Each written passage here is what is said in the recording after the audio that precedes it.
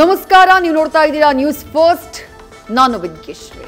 ನಿನ್ನೆ ತಮಿಳುನಾಡಿನಲ್ಲಿ ನಡೆದಂತಹ ರ್ಯಾಲಿ, ನಟ ವಿಜಯ್ ಅವರ ನೇತೃತ್ವದಲ್ಲಿ ನಡೆದಂತಹ ರ್ಯಾಲಿ ಸಾವಿನ ರ್ಯಾಲಿಯಾಗಿ ಬದಲಾಗ್ಬಿಡ್ತು. ಇದಕ್ಕೆ ಕಾರಣ ಏನು? ಸದ್ಯಕ್ಕೆ ಗಾಯಾಳುಗಳ ಕಂಡೀಷನ್ ಏನಿದೆ? ಮೃತರ ಕುಟುಂಬಕ್ಕೆ ಸರ್ಕಾರದಿಂದ ಸಾಂತ್ವನ ಯಾವ ರೀತಿಯಾಗಿ ನಡೀತಾ ಇದೆ? ತನಿಖೆ ಯಾವ ರೀತಿಯಾಗಿ ಸಾಗ್ತಾ ಇದೆ? ಇದೆಲ್ಲದಕ್ಕೆ ಸಂಬಂಧಪಟ್ಟ ಹಾಗೆ ಅಪ್ಡೇಟ್ಸ್ ನೋಡ್ತಾ ಹೋಗೋಣ. ಅದಕ್ಕೂ ಮೊದಲು ಈ ಕ್ಷಣದ ಹೆಡ್ಲೈನ್ಸ್. ನಟ ವಿಜಯ್ ಸಮಾವೇಶದಲ್ಲಿ ಕಾಲ್ತುಳಿತಕ್ಕೆ 39 ಜನ ಬಲಿ, 100ಕ್ಕೂ ಹೆಚ್ಚು ಜನರಿಗೆ ಗಾಯ, 51 ಜನರ ಸ್ಥಿತಿ ಗಂಭೀರ. ಟಿವಿಕೆ ಪಕ್ಷದ ಕಾರ್ಯಕ್ರಮದಲ್ಲಿ ಕಂದಮ್ಮಗಳೂ ಸಾವು.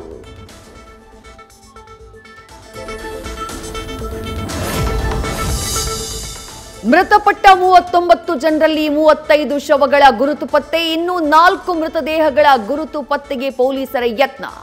ಒಟ್ಟು 111 ಜನರಿಗೆ ಆಸ್ಪತ್ರೆಯಲ್ಲಿ ಚಿಕಿತ್ಸೆ.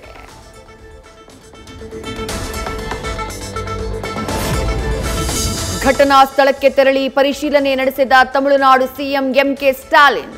ಮೃತರ ಕುಟುಂಬಕ್ಕೆ 10 ಲಕ್ಷ ರೂಪಾಯಿ ಪರಿಹಾರ ಘೋಷಿಸಿದ ಡಿಸಿಎಂ ಉದಯನಿಧಿ. ತನಿಖೆಗೆ ನಿವೃತ್ತ ಹೈಕೋರ್ಟ್ ನ್ಯಾಯಮೂರ್ತಿ ನೇತೃತ್ವದಲ್ಲಿ ವಿಶೇಷ ತನಿಖಾ ತಂಡ ರಚನೆ.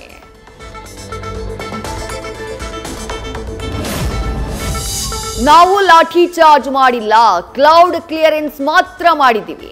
ಈಗಷ್ಟೇ ತನಿಖೆ ಶುರುವಾಗಿದ್ದು ಕಾಲ್ತುಳಿತಕ್ಕೆ ಕಾರಣಗಳನ್ನ ಪಟ್ಟಿ ಮಾಡ್ತಾ ಇದ್ದೀವಿ. ನಟ ವಿಜಯ್ ವಿರುದ್ಧ ಕೇಸ್ ದಾಖಲು ಬಗ್ಗೆ ಪ್ರಶ್ನೆಗೆ ಎಡಿಜಿಪಿ ಡೇವಿಡ್ಸನ್ ಪ್ರತಿಕ್ರಿಯೆ.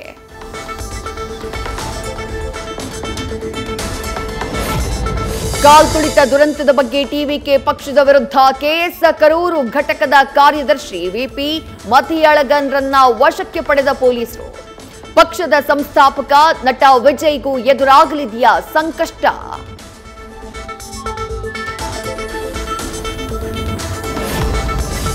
ಅತಿ ಹೆಚ್ಚು ಫ್ಯಾನ್ ಫಾಲೋವಿಂಗ್ ಹೊಂದಿರುವಂತಹ ನಟ ವಿಜಯ್ ವಿರುದ್ಧ ಕೇಸ್ ದಾಖಲಿಸೋಕೆ ಹಿಂದೇಟು. ರಾಜಕೀಯವಾಗಿ ಡಿಎಂಕೆಗೆ ಹಿಂದೇಟಾಗುವಂತಹ ಸಾಧ್ಯತೆ. ಓರ್ವನ ಮೇಲೆ ಕೇಸ್ ದಾಖಲಿಸೋ ಬದಲು ಪಕ್ಷದ ಮೇಲೆ ಆರೋಪ. ಸ್ಟಾಲಿನ್ ಜಾಣ ನಡೆ.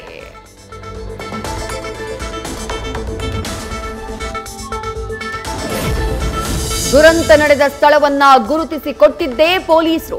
ಹಿಂದಿನ ವಿಜಯ್ ರ್ಯಾಲಿಯನ್ನ ಮಂದಲಿಟ್ಕೊಂಡು ವ್ಯವಸ್ಥೆ. ತಮಿಳುನಾಡು ಡಿಐಜಿ ವೆಂಕಟರಾಮನ್ರಿಂದ ಸ್ಪಷ್ಟನೆ.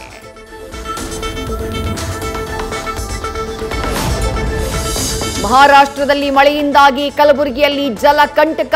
ಸೋನ್ನಾ ಬ್ಯಾರೇಜ್ನಿಂದ ಭೀಮಾ ನದಿಗೆ ನೀರು ಬಿಡುಗಡೆ. ಸುಮಾರು 38 ಗ್ರಾಮಗಳಲ್ಲಿ ಪ್ರವಾಹ ಸೃಷ್ಟಿ.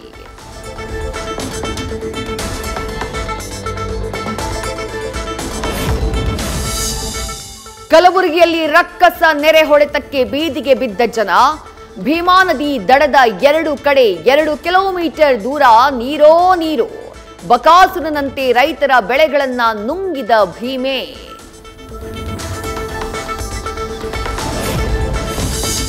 ವಿಜಯಪುರದಲ್ಲೂ ಭೀಮಾ ನದಿಯಿಂದ ಪ್ರವಾಹ ಪರಿಸ್ಥಿತಿ. ಧಾರಾಕಾರ ಮಳೆಯಿಂದಾಗಿ ಜಿಲ್ಲೆಯ ಅನ್ನದಾತರಿಗೆ ಸಂಕಷ್ಟ. ತೊಗರಿ, ಮೆಕ್ಕೆಜೋಳ, ಕಬ್ಬು ಸೇರಿದಂತೆ ಬೆಳೆಗಳು ಜಲಾವೃತ.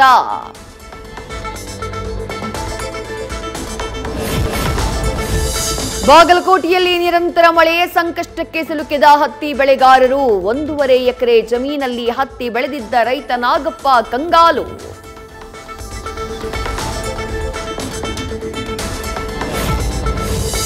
ಬಾಗಲಕೋಟೆಯಲ್ಲಿ ನಿರಂತರ ಮಳೆಗೆ ಘಟಪ್ರಭಾ ನದಿ ಅಬ್ಬರ. ಮಾಚಕನೂರು ಹೊಳೆ ಬಸವೇಶ್ವರ ದೇಗುಲಕ್ಕೆ ಜಲ ದಿಗ್ಬಂಧನ. ದೇವಸ್ಥಾನದೊಳಗೆ 3 ರಿಂದ 4 ಅಡಿಯಷ್ಟು ನೀರು.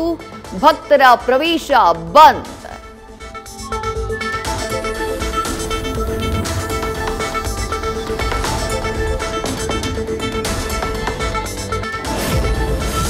ಬೀದರ್ನಲ್ಲಿ 10ಕ್ಕೂ ಹೆಚ್ಚು ಮನೆಗಳಿಗೆ ನುಗ್ಗಿದ ಮಳೆ ನೀರು. ಸಂತ್ರಸ್ತರ ಮನೆಗಳಿಗೆ ಭೇಟಿ ನೀಡಿ ಪರಿಶೀಲಿಸಿದ ಶಾಸಕ ಶೈಲೇಂದ್ರ ಬೆಲ್ದಾಳೆ. ಸರ್ಕಾರದಿಂದ ಪರಿಹಾರ ಒದಗಿಸುವ ಭರವಸೆ.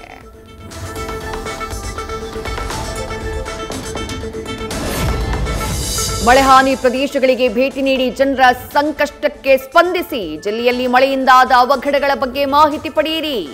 ಎಲ್ಲ ಸಚಿವರಿಗೆ ಸಿಎಂ ಸಿದ್ದರಾಮಯ್ಯ ಸೂಚನೆ.